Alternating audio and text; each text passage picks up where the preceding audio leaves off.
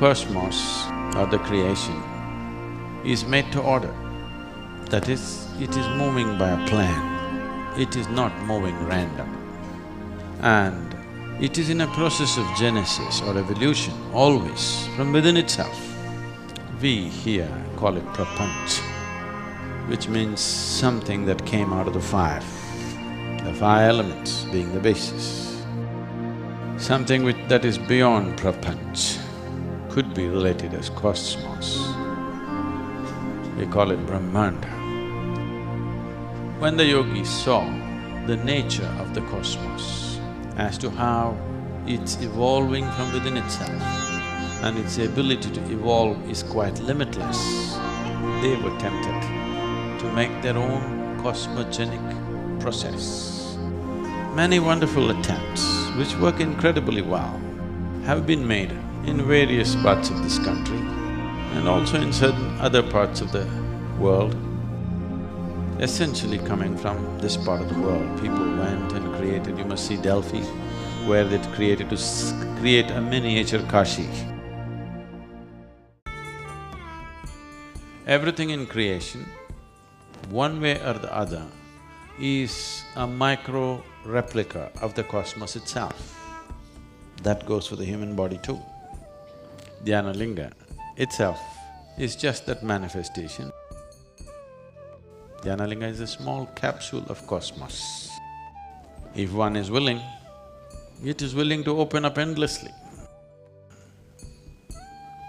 Because it's a device. It's a device that facilitates the ultimate possibility. There have been many instruments like this in this country. For example, a living one is Dhyanalinga itself. To create that, it took our life. To create a city like that is a mad ambition and they did it thousands of years ago.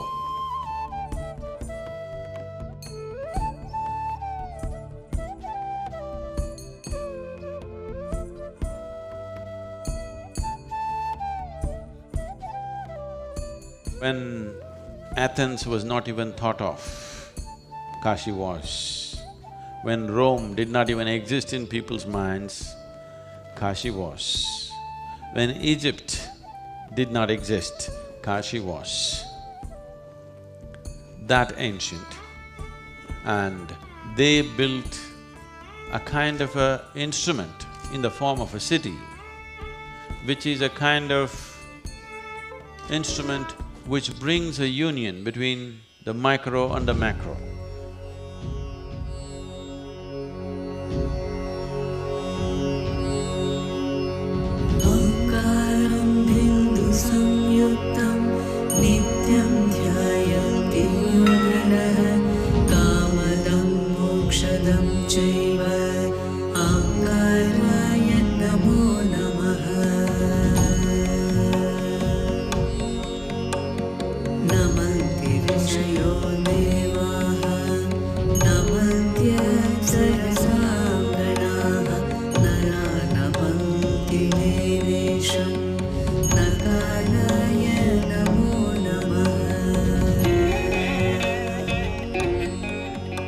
What is that draws millions of pilgrims from all around the world to Kashi?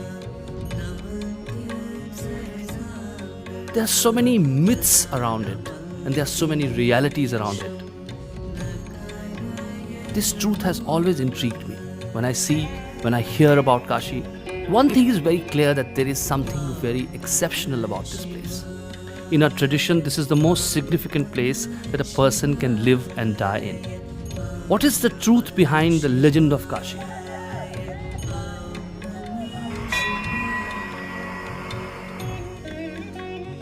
They say Lord Shiva lived here himself. All this drew me to come to Kashi and spend time with someone who could unveil the realities of Kashi, who can mystify and demystify Kashi for us.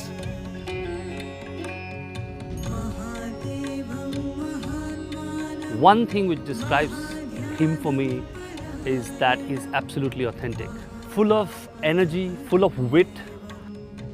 On one hand, he's devastatingly logical. On another hand, he deepens the mystery of the whole world. He does not dissect it, but he makes it very approachable for you. He's someone who is very unconventional, mystic. He's something which you can touch, feel. He's here with you. He talks the language of today. He talks the language of science. He talks the language of logic. And that's what makes him absolutely special.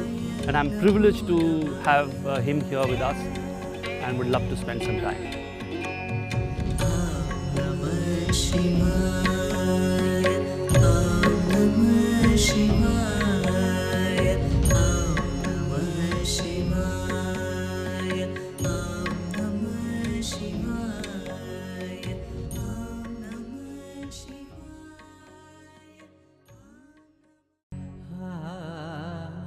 Once, Brahma, the Lord of creation, and Vishnu, the sustainer of the universe, got into argument about which of them was the more important.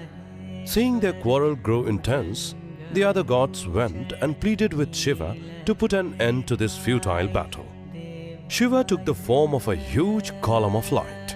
Piercing through the earth, the fiery column blazed far into the sky and soared into the heavens. Astounded, Brahma and Vishnu decided to find the source and the height of this brilliant, mysterious pillar of light. Brahma took the form of a goose and flew high into the sky. Vishnu took the form of a boar and dug deep into the earth. They searched for the end of the pillar for many eons.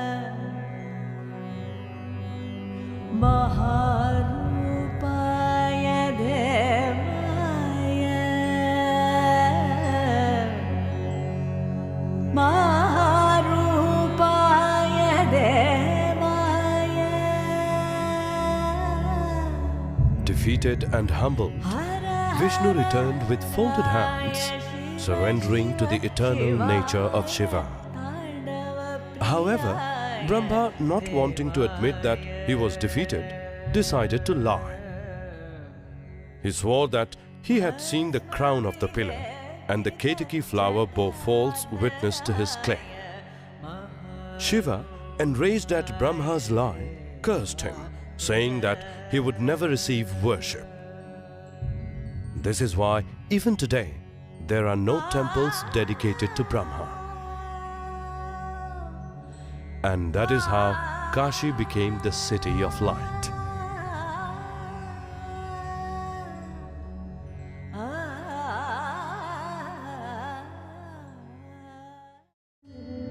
Sadhguru, one has heard so much about this city. Since time immemorial, people have talked about the significance of Banaras. What is so special about this city? Also, one hears about the design of this city. There were some yantras and there was some thought process behind the city. Can you please elaborate on how this city was created and what is the significance of it?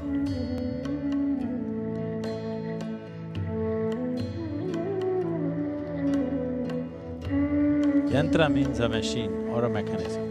Normally every machine that we build, we have built essentially to enhance who we are. So whenever you create a machine, you're taking a certain part of the earth. Everything that we have created is dug out of this planet one way or the other.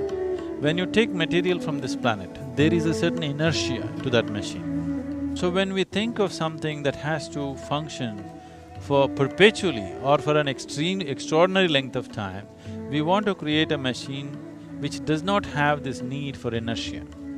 So we try to create an energy machine. This is what you traditionally know as yantras. Yantras can be very simple yantras. A simple triangle is a basic yantra.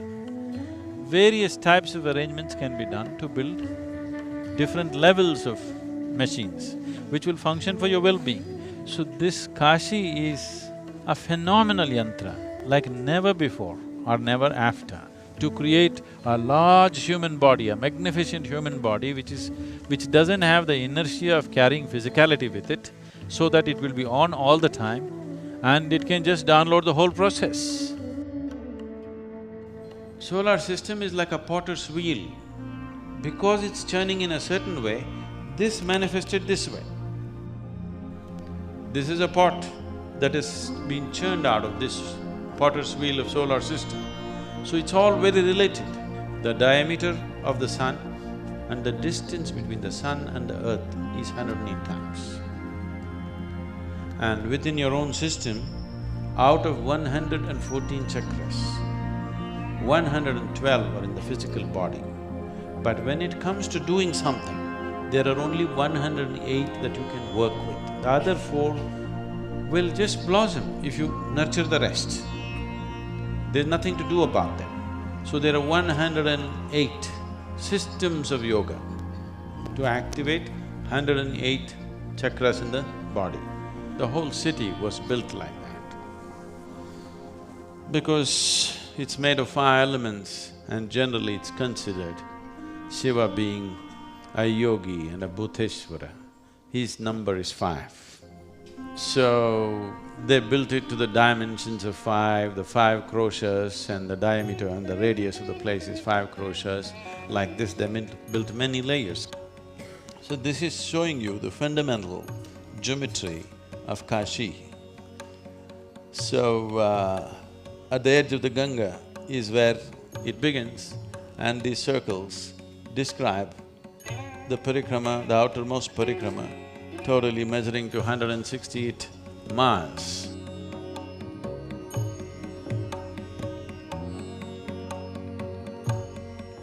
The city itself is built like this, and temple is a smaller manifestation of that.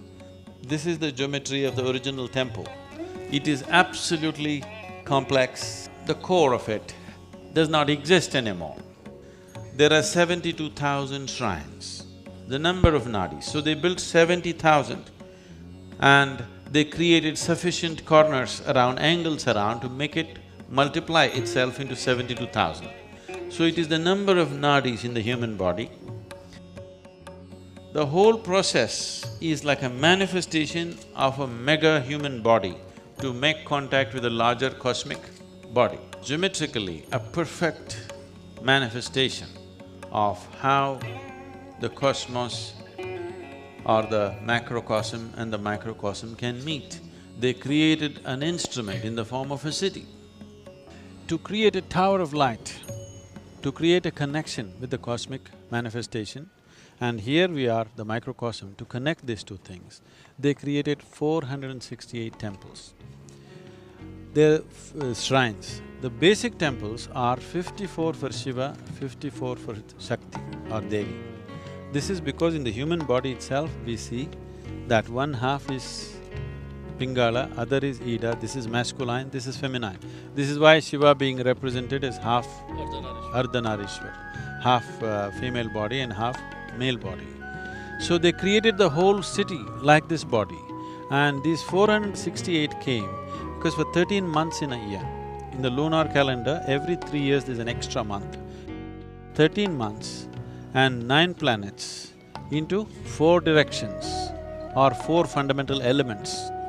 5 elements are there, we don't do much about Akash. Your physical body is seen as 72% water, 12% earth, 6% air, 4% fire, another 6% is space. So if you have mastery over this, all yogic system comes from an essential science called Bhuta Shuddhi. That means mastering or cleansing the elements within you. If you take certain mastery over your elements, suddenly you will see wonderful things will happen to you. I can show you thousands of people who walked out of their physical ailments simply because they do some simple Bhuta Shuddhi process. So based on that, they created this. Whatever we saw as Sapta Rishi Puja, in tandem, in 468 temples, these things would be happening. And it would create such a phenomenal energy that everybody was longing to be in this place. And if you're born in India, your only dream is to go to Kashi. And it not only became a spiritual center, this was a center for music, arts, craft, and a commercial center and an educational center. The greatest minds in this country came from this place. Albert Einstein said, the Western sciences, the modern science couldn't take a single step without the basis of Indian mathematics. And that mathematics came from this place. The basis for that mathematic is here. And these things, the yantra, the way they created the city is so meticulous. Geometrically, mathematically, it's so perfect, so absolutely perfect, that everybody wanted to be here because it created such a phenomena around itself.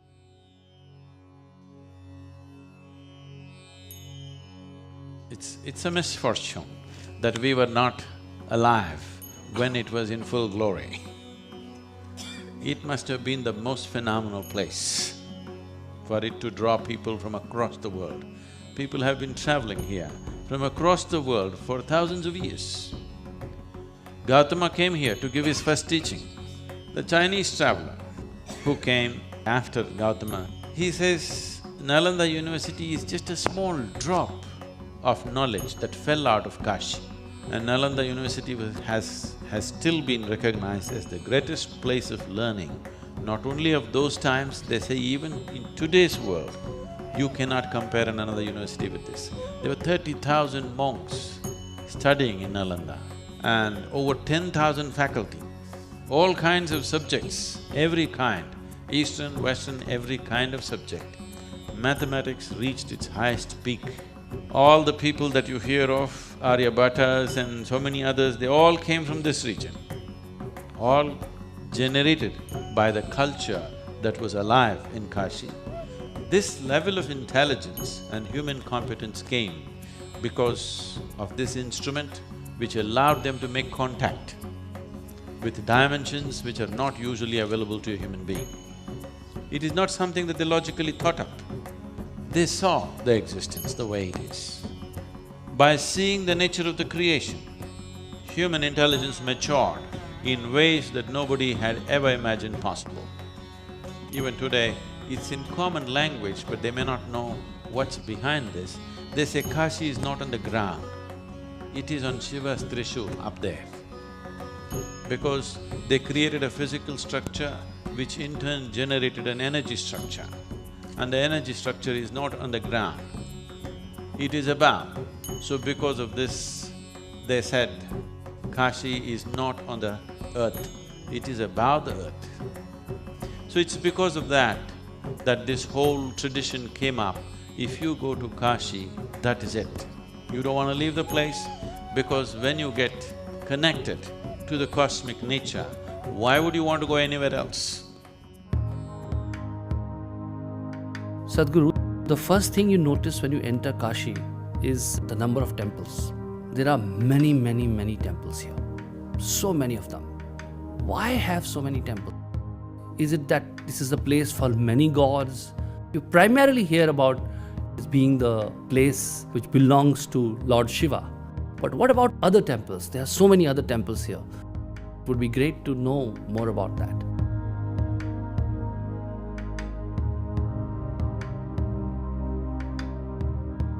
According to iconographic proof, the oldest piece of iconography or a coin which depicts Shiva is about 12,400 years old, where Shiva is sitting in Siddhasana like this and with a bull next to him. 12,400 years ago, if they had to make a coin, by then he was already an icon. That means maybe there are a few thousand years before that. The legend of Kashi 100% goes by the fundamental that he himself lived here. This is his winter place. He lived as an ascetic in the upper regions of Himalayas. He liked it there. He didn't mind the cold. If it got too cold, he smeared himself with ash from the cremation grounds and that kept him going. But when he got married to a princess, compromises have to be made. And being a graceful man, he decided he will move to the plains. As this was the most fabulously built city of the time, naturally he decided his new bride and him should move to Kashi and no other place. And he moved to Kashi. He said, this is it, this is my abode. And he himself took the effort to consecrate the space into a powerful field of energy which still lives. There's a beautiful story. Shiva himself left Kashi because of some political reasons. Yes. There was a king called Divodasa. Divodasa became a phenomenal king. So, because the gods were afraid that Kashi may lose its reverberance if it's not properly managed, so they asked him to become the king. But he put a condition that if I have to be the king, Shiva has to leave the place. Because anyway people will go after him, I will sit in the palace, what kind of king am I? Shiva has to leave. So Shiva along with Parvati left to Mount Mandara. He went there and he could not stay. He wanted to come back to Kashi, but there's a political condition that he cannot come back to Kashi. So he said, get this Divodasa out, I want to go. So he sent 64 yoginis. He said, somehow corrupt the king. Once we find some fault in him, we can send him packing and I'll come back. They came here, they entrenched themselves all over the society, wanting to corrupt the society, but they loved the place so much, they forgot the mission. They didn't go back. Then he sent Surya Deva. He came here, he loved the place so much. People, all the Aditya temples are for him. He came and he loved it so much and he didn't go back. Then he sent Brahma. Brahma himself came and he loved it and he didn't go back. Then he said, I cannot trust any of these people. And he sent his own ganas. They cannot forget Shiva, they are his people. But they loved the place so much. They thought, this is the only place Shiva should live, not Mount Mandara. And they became Dwarapalakas of this city. They said, anyway he has to come, there's no point we going back. Then Divodasa was tempted with mukti. He did not fall for any kind of other things they created, corruptions. He was incorruptible, but he was tempted with mukti and he took it. Then Shiva came back. So, there's a temple called Avimukteshwara because Shiva promised he will never leave Kashi. Whatever happens, I will not leave Kashi. So these are all stories to tell you how much they long to be here, not because of pleasures, because of the possibility that the city offered. Because the city was not just a dwelling place, it was a mechanism to go beyond all limitations. It was a mechanism for this tiny little organism to connect with the larger organism of the cosmos.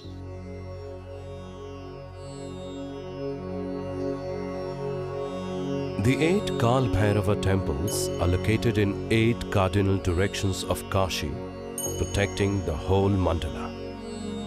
These are Unmat Bhairava, Krodhana Bhairava, Kapala Bhairava, Asitanga Bhairava, Chanda Bhairava, Ruru Bhairava, Bhishana Bhairava and Samhara Bhairava.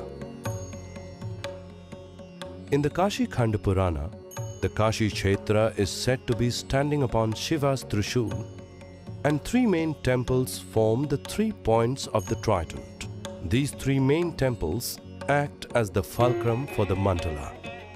They are Omkareshwara in the north, Vishveshwara in the middle and Kedareshwara in the south. Each temple forms their own khanda or sphere of influence.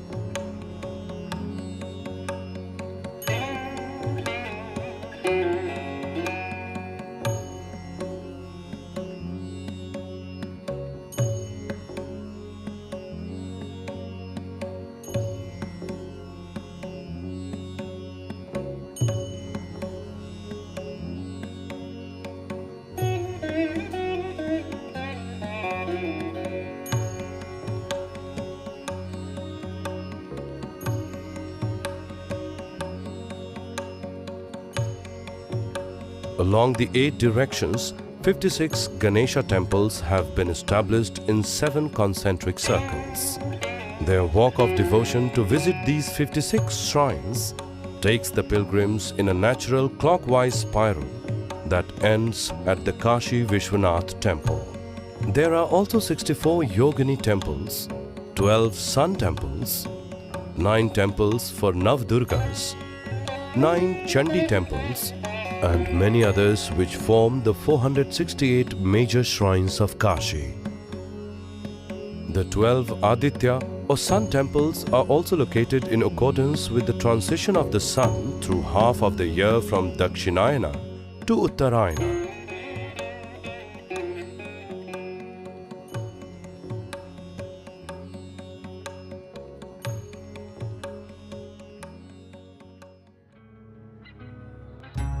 The Panch Kroshi Yatra is one of the most significant Padyatras done by pilgrims around the sacred Kashi Mandala. Along this route, there are 108 shrines to which pilgrims travel by foot.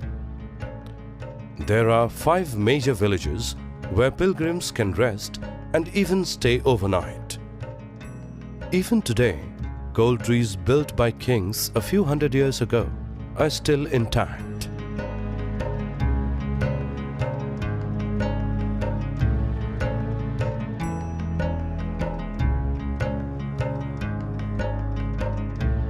As one travels in a clockwise direction on the Panch Kroshi route, all the temples are located on the right side of the road, marking the outer limit of the Panch Kroshi sphere.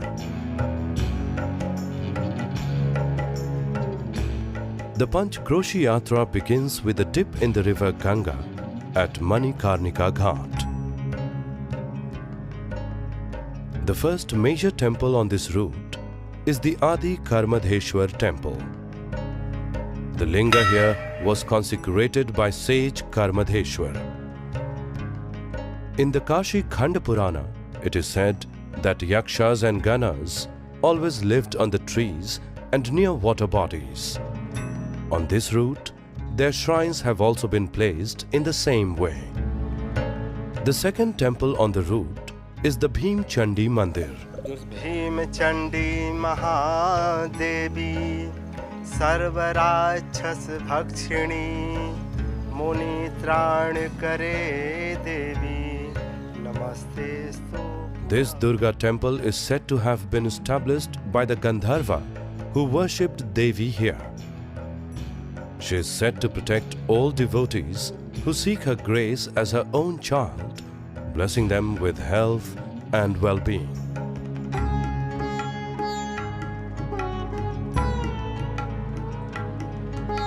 The third is Dehali Vinayak temple.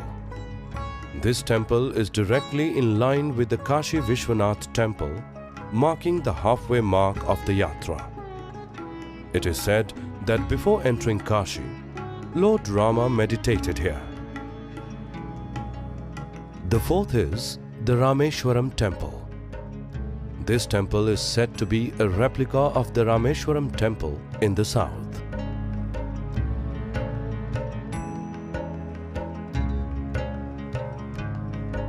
It is situated on the banks of the river Varuna and marks the northernmost point of the yatra.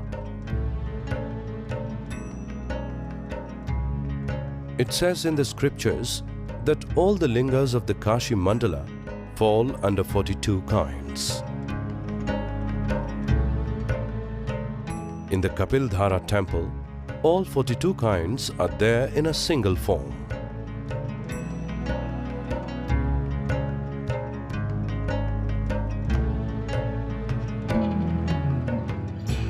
The Pasapani Vinayaka and Kapilidhara temples mark the end of the Panch Kroshi Yatra.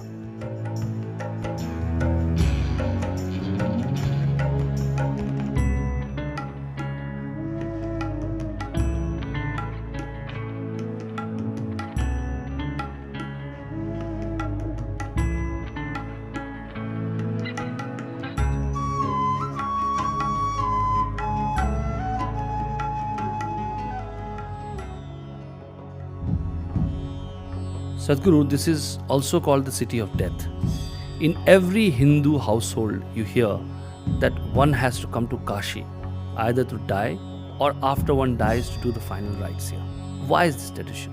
Why do we hear about moksha and nirvana and all those words associated with Kashi? I would love to know why Kashi is so significant and so linked with life and death.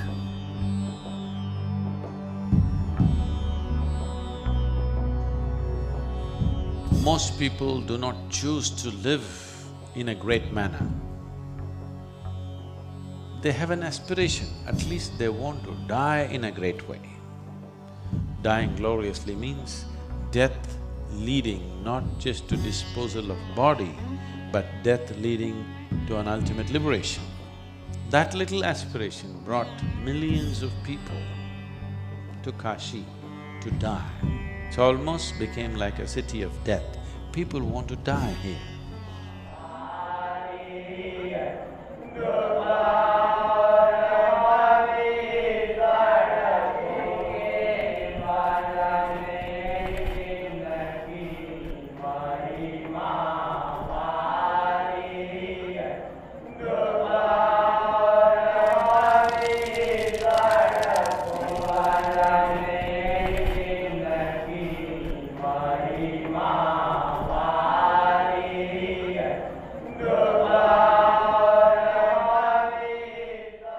What is exactly death? Is the decaying of body or the dying of body is death? On one hand, my body is dying, on my thoughts, my ideas are becoming something which the world suppose embraces, and they live without me. So is it, would you call it death? What would you define death as? Have you ever died? Did you die and come back? No. In your experience, no, isn't it? Somebody else may say so, it doesn't matter. In your experience, no. Did you ever see somebody who died and came back? I haven't seen anyone. No. Have you ever seen a dead man? Yeah. You seen a dead man? I've seen dead body. Dead body you have seen. Have you seen a dead man? I don't think so.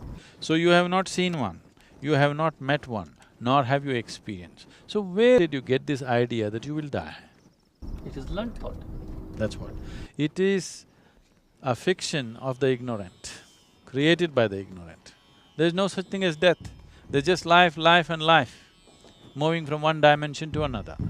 So only when people are ignorant and their vision of life and their perception of life is very limited to physical nature of the existence, then they will think of life and death. Otherwise, there's just life and life. It's common knowledge that one is born. The life process, you didn't just pop out like pop and fell here like a baby. Slowly you evolved in the mother's womb, isn't it? Life slowly infused itself into the flesh, and what is your mother's flesh slowly became you, because you invaded that part and that became you. It's happened slowly. So even when you die, you ever spent some time with a dead body? You will see up to 11 to 14 days, fingernails will grow, facial hair will grow. All hair will grow, but because if somebody has shaved, you can see it's growing. The prana doesn't leave the system immediately. You're dead for practical purposes. For the world, you are dead. For yourself, you're not fully dead. That will take 11 to 14 days. That's the reason the karmas and kriyas are done the way it is done. When you burn the body, it's just instantly out, everything is finished. You must go to Manikarnik Ghat and see. On an average in Kashi, every day about 40 to 50 bodies are burnt. Just sit there for 3 days. If you sit in sadhana there for just for 3 days, you will see what a difference it will make. Simply because this energy is being forcefully ejected from the bodies. It is almost like human sacrifice, because the energy is being forcefully thrown out and there's a phenomenal amount of energy, and if you know how to use it, This is the reason why all the certain types of yogis are doing sadhana, including Shiva himself, always doing sadhana in the cremation ground, because without harming any life, you still can make use of life. And especially when fire is there, the element fire creates a certain aura or a certain sense of akash around it always. Akash is significant for human perception. Only where there is akash, a strong presence of akash, one's ability to perceive is enhanced. So here both are happening. One thing is lot of energy being ejected out of the remaining aspect of prana is being thrown out because body is being destroyed, the foundations are being taken away. And there is fire. Together, it is a very conducive atmosphere for one who wants to know, for one who wants to heighten his own energies. So cremation grounds have always been so. Sadhguru, also one more thing one hears about a lot is Kala Bhairav and death. I have not read much about it, but have heard a lot about it. Would like to know the connection between Kala Bhairav and death.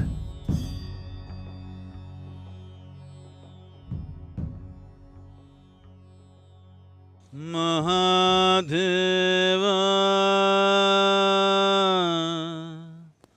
Maheshwara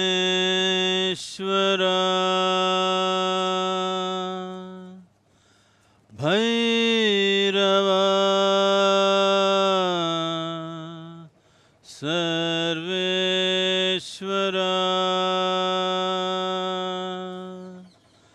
Mahadeva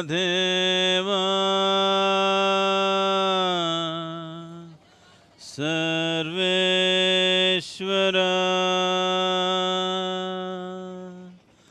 Bhairava Mukteshwara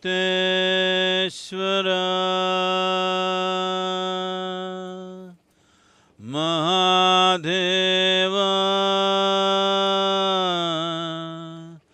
Mukteshwara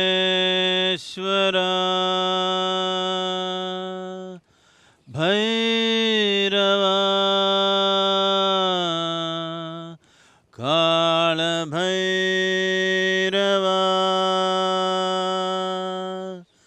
Kala Kala Bhairava Maharatre.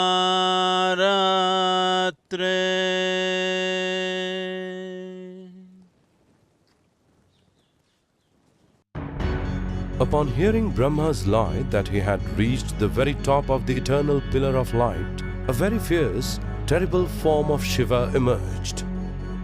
He was Kal Bhairav, the lord of death, who ripped off Brahma's fifth head in an instant. This, however, made him guilty of Brahma Hatya, the sin of killing a Brahmin, and a Brahma's skull immediately stuck to Bhairava's hand. To get rid of the skull, Bhairava took on the Kapala Vrata, or the vow of the skull. To absolve himself of the sin, he wandered across the land, using the skull as a begging bowl. Seeing this, Vishnu advised Bhairava that returning to Kashi, where he had revealed his true form, was his only salvation. As soon as Bhairava entered Kashi, the skull fell. The ground upon which this skull fell was known as Kapala Mochana Tirtha, where the original Kal Bhairav temple was established. Here, Bhairava remains as Papa Bhakshana, or the sin eater, consuming all the sins of the devotees and pilgrims who came to seek refuge in him. Thus, Kashi is known as Mahasmashana, the ultimate cremation ground. Right now we are in front of Manikarnik. Right next to that is the Kala Bhairav temple. What you see there is Kala Bhairav temple. Kal Bhairav means… Bhairav is one who takes you beyond fear. Kal Bhairav is the fear of time. It is the fear of time, it's not the fear of death. Time is the basis of fear. If you had limitless amount of time, it wouldn't matter, isn't it? It is time is running out. if something happens, time is the issue, if something doesn't happen, time is the issue. That is why Kal Bhairav, if you are free from the fear of time, you are free from fear itself, absolutely. So Kal Bhairav is a deadly form of Shiva. It was guaranteed, if you come to Kashi, you will attain to mukti. It doesn't matter what kind of a lousy creature you have been all your life. So all the lousy creatures started coming because they lived badly and they want to die gloriously. So he said, there needs to be some check. So he took the form of Kal Bhairav. It's called Bhairavi Yatana. That means when the moment of death comes, for all that you have been, your whole many lifetimes plays out in a moment with great intensity. And whatever pleasures and sufferings and pains that need to happen to you will all happen. It would have spread over many lifetimes, but all that will happen to you in a microsecond, but with the kind of intensity that you cannot hold. So this is called as Bhairavi Yatana. Yatana means ultimate suffering, it's something that happens to you in hell. He will make it happen to you here. So when you want to do that kind of a job, you need a right kind of costume. Shiva put on the right kind of costume and became Kal Bhairav to create Bhairavi Yatana for you, to create such phenomenal pain that you have not imagined possible, but just for a moment, so that after that, nothing of the past remains in you.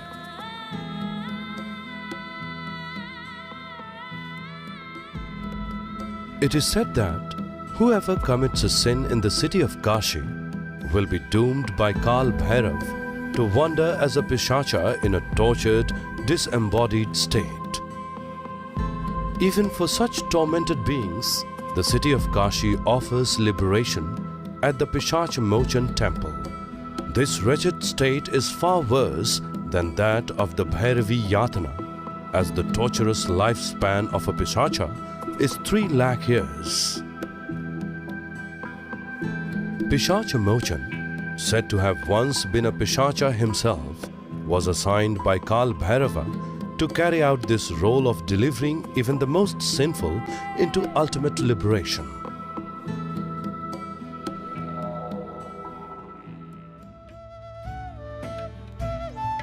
Sadhguru, with such a powerful mechanism set up for a human being to evolve and be liberated in this place, is there a need to do any rituals in Kashi?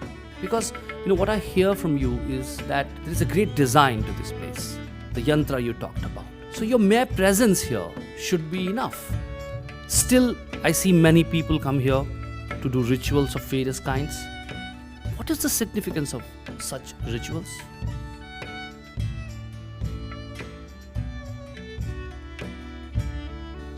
Kashi is full of rituals.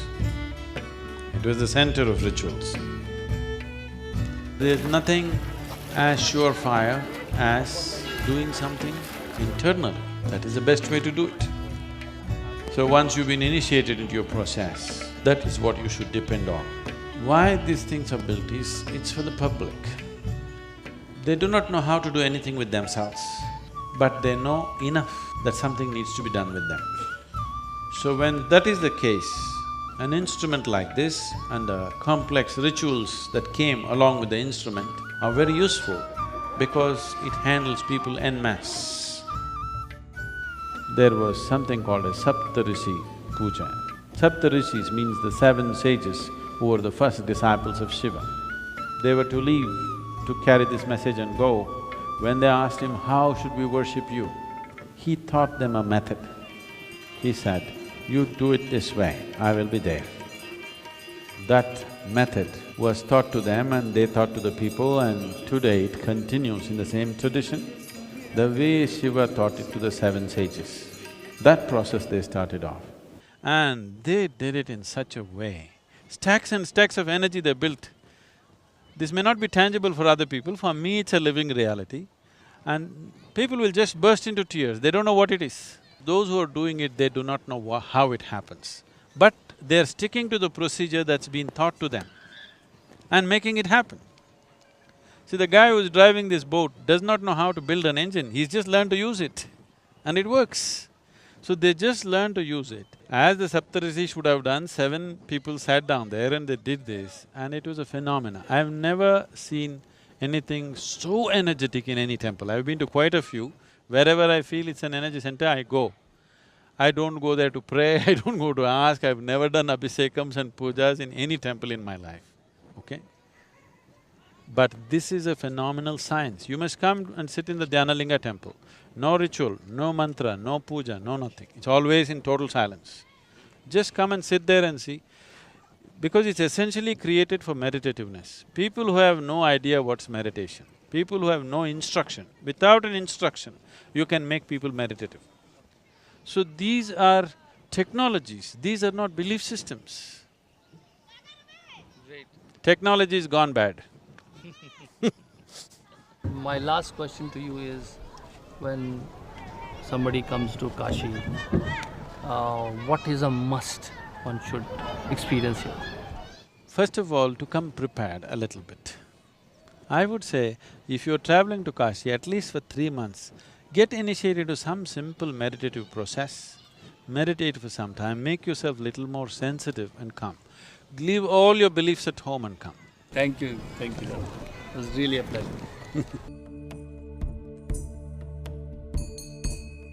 This is the most complex and sophisticated machine on the planet, that's Kashi. It's phenomenal that somebody created a place like this. We bow down to them for the intelligence behind it, the competence behind it, the vision behind it, the compassion behind it, to make it available to everybody. This is what the world needs, not dogma, not philosophies, not belief systems.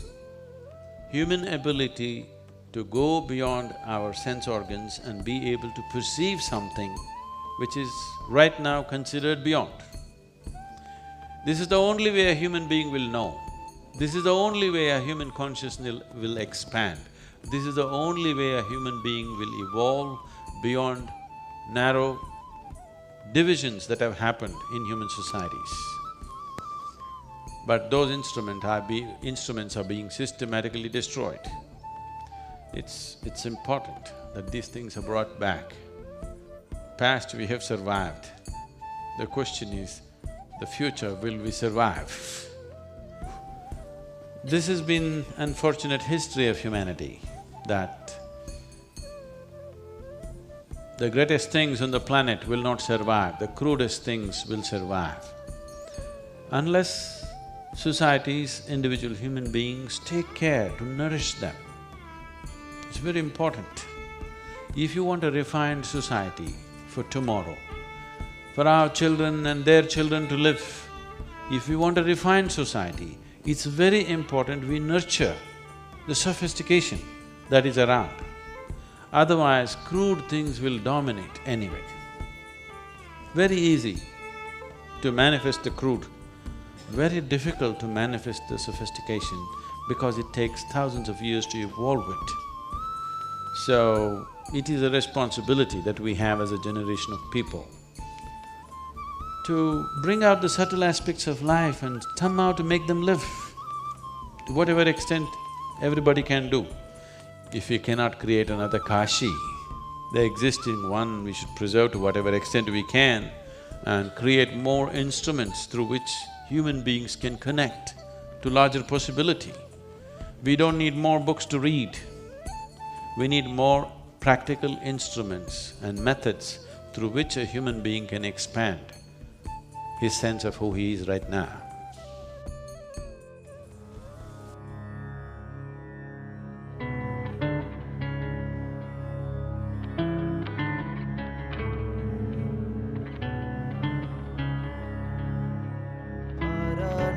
पुरपतिं भज विश्वनाथं, भज विश्वनाथं, भज विश्वनाथं, भज विश्वनाथं, भज विश्वनाथं। कालादीपं भुजगभूषणभूषिताङ्गम् व्याघ्राजिनाम्बरधरं जटिलं त्रिनेत्रम् पाशाङ्कुशाभयवरप्रदशूलपाणिं वाराणसीपुरपतिं भज विश्वनाथम् सीतां सुशोभितकिरीटविराजमानम्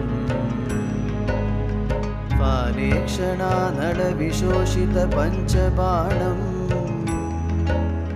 नागादिपारचितभासुरकर्णपूरम् वाराणसीपुरपतिं भज विश्वनाथम् भज विश्वनाथम् भज विश्वनाथम् भज विश्वनाथम् भज विश्वनाथम्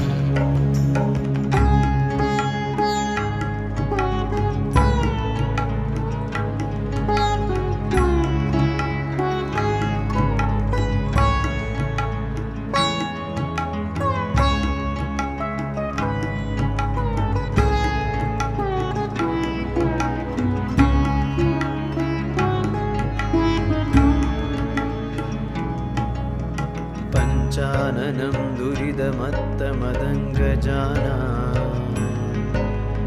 नागान्तकं धनुजपुङ्गवपन्नगाना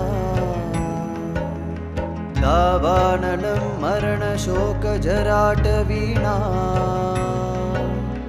वाराणसीपुरपतिं भज विश्वनाथम् तेजोमयं सगुणनिर्गुणमद्वितीयम् आनन्दखण्डमपराजितमप्रमेयम्